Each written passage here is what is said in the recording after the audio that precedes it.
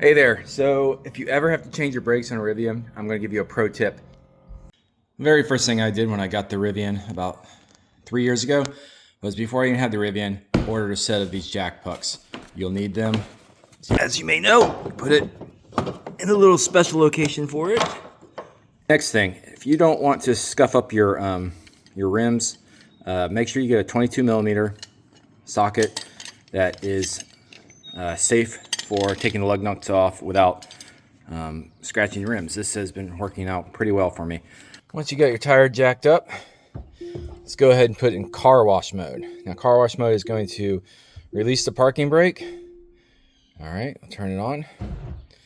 It's going to release the parking brake, and it's going to keep that parking brake released the entire time that you're doing your brake change.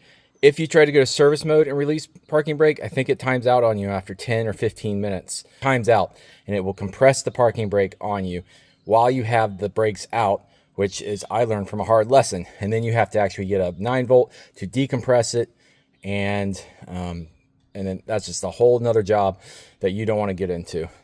Also, for safety, chalk your tires. Chalk your rear tire, whatever tire you're not working on. Chalk that tire because you will be in a neutral state once you lift your vehicle up. So you don't want that truck running or rolling back on you.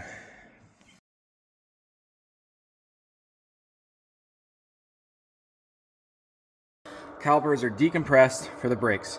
Now, for safety, we don't want to keep it in car wash mode the entire time. There's no really need to do that. And how you bypass that, and you actually lock the parking brake on the other side, but not lock the parking brake on this side, is go down here, and you'll see a little connector there.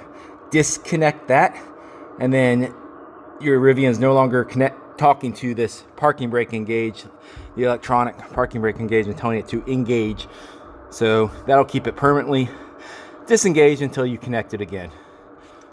All right, so there's a little black tab. You pull down on that, you slide this red back, and it takes a little bit to get this connected.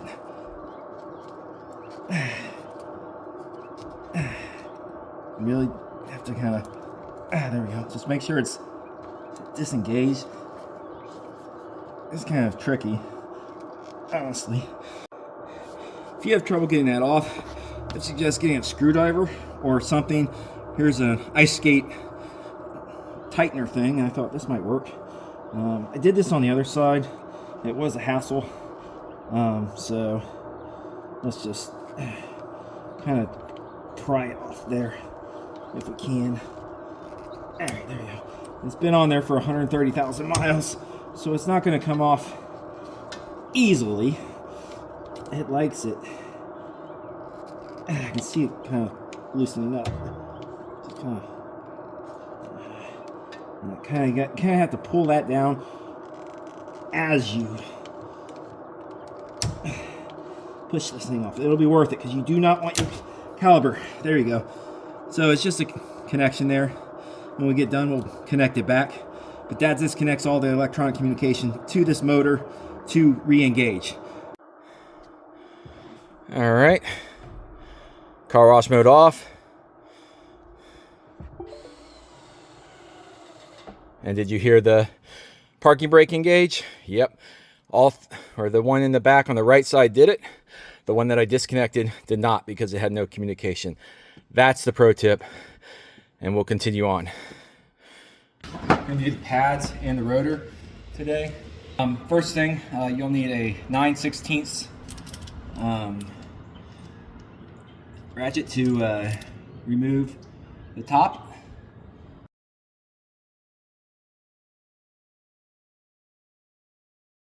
Next up is those 2 bolts holding onto the brakes. Typical there. Right there, focus, right there. That is going to be a 19 millimeter socket to put on there to remove that. That one is going to be a little bit of a pain. It is in there pretty good, so you'll want a breaker bar or something pretty strong to, where'd it go? Get it out there. To turn every turn. This is probably the worst part of it. This is really the worst part of it. This thing is so tight on there.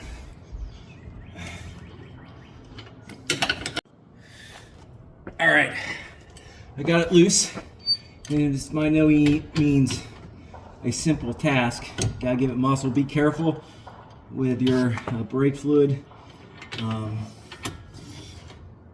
hose here. Don't want to mess with that. This one, like every turn, takes some muscle. It doesn't loosen up really. Pretty much all the way, taking it all the way off. It's a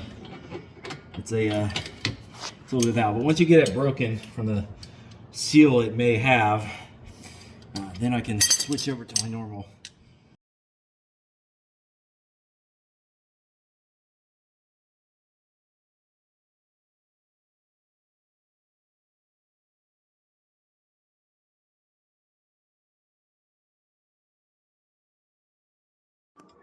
All right, I just discovered another pro tip. Don't try that bottom one without having the top one kind of in there to hold this in place. If you try to loosen that bottom one with this one already loose, you're gonna get to a point where it's just cockeyed, and because this is wanting to come out, and it makes it very difficult to turn it. So you put this one in, it stays in place so you can turn it on a straight.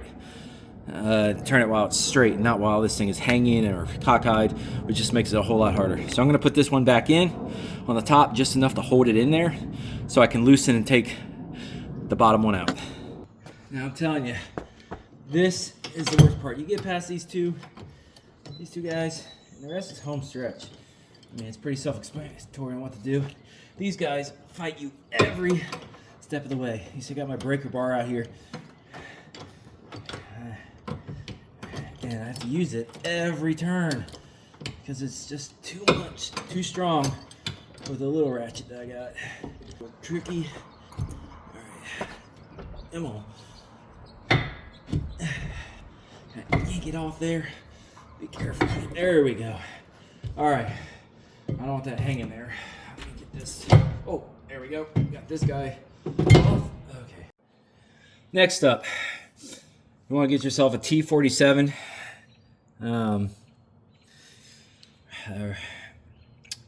head here, so you can.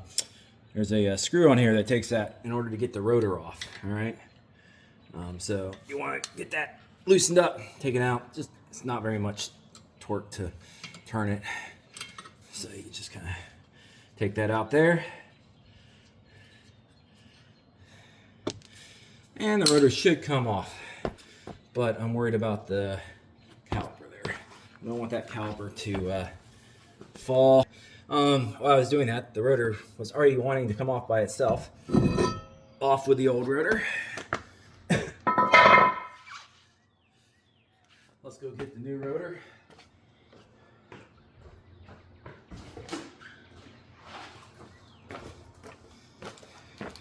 I'll also let you know where I got these rotors at in the description or wherever I post this, because that was a little bit of an ordeal. Not really. Rock Auto has everything you need, so you could just go to Rock Auto.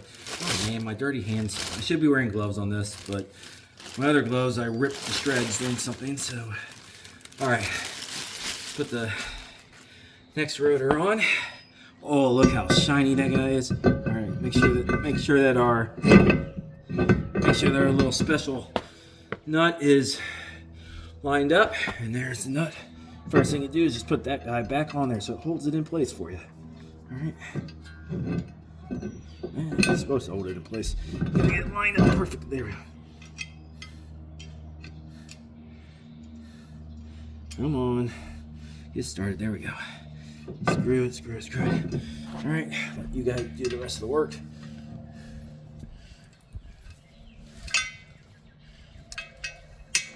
Come on. I'll put it right where it needs to go. That's the idea anyways.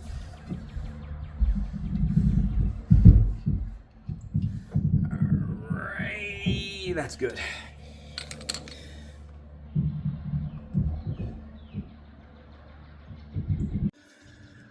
All right, I was afraid of this. So I thought from my learnings from the other that if I just put a car wash mode, detract the detract the parking brake, that would give me enough room to get the pads in there and fit the rotor. I don't think that's going to be the case, just because I remember when I did this worked on the other side, how compressed this was in. So you can rent one of these tools at AutoZone, no problem. But the problem is that the parking brake is not as fully disengaged as it could be. And so that's all electronically controlled with that little motor. There's a way to trip this though, to make it go the other way. And I will show you that in a minute. All right, pro tip number 3. This will probably not be detracted as much as it should be in order to put new pads on. After you put it in car wash mode and it releases the park brake. So what you're going to need is a 9-volt, and you'll want to jerry rig a 9-volt. two wires here, and there are 2 positive and negative connectors here. I have marked, and I believe, so if we do this right, this is how this works. I've marked the positive one with a little black tape just for my own records.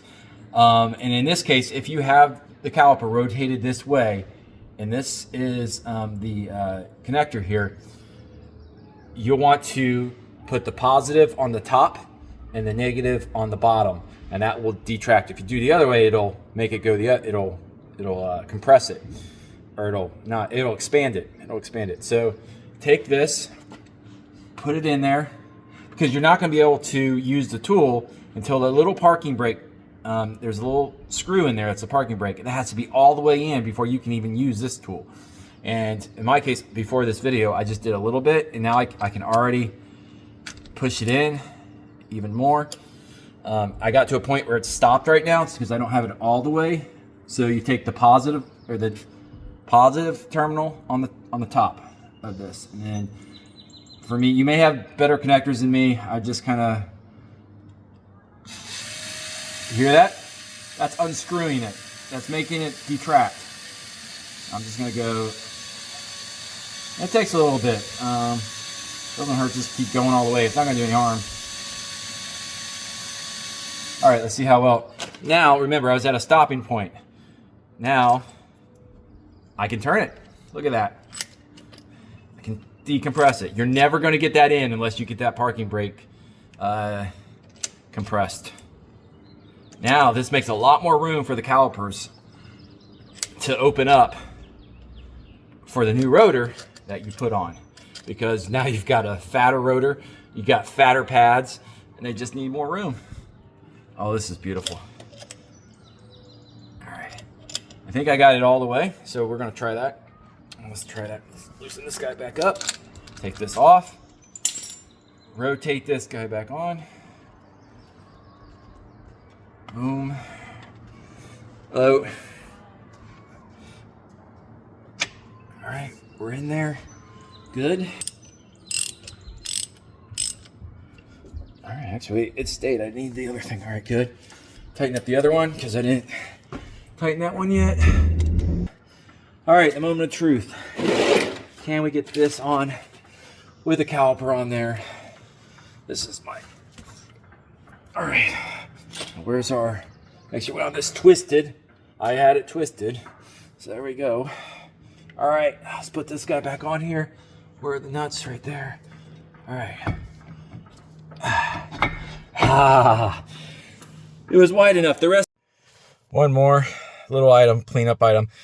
If you see all these like little crazy service park brakes soon, all that other stuff, all it takes is a full reset. Press that button. Press the hazard button at the same time. Hold it for about 5 seconds. Let the car reboot, and all those clear out.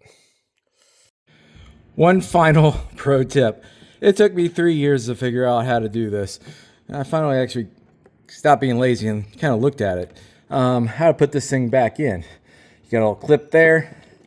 You got 2 knobs there. You put the 2 knobs in the little 2 knob spacers there. There they go. Go ahead and put that in there. And then, well, it did it for me automatically. The idea is you put that in there, then you put this side in here. This side in here. So the 2 knobs go in first, where they line up, and then push that in. I was too lazy for 3 years to figure that out. I had them just hanging out. Now they look nice.